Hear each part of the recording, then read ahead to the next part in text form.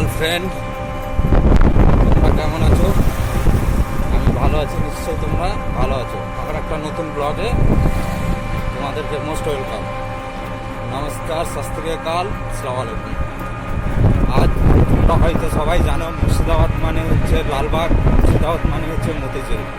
কিন্তু আজ তোমাদেরকে আমি পরিচয় করিয়ে দিতে চাই মুর্শিদাবাদ মানে সেই সাগরদিঘি প্রাচীর খেরোরের মসজিদ। চলো আজ তোমাদেরকে খেরোরের মসজিদের পরিচয় করে দিই। আমি এখন টুকটুক ধরে খেরোরের মসজিদ যাচ্ছি, আমাকে যেতে সময় লাগবে 30 মিনিট। ততক্ষণ আমি তোমাদেরকে সাগরদিঘি গ্রামের আশেপাশে পরিচয় করিয়ে দিই।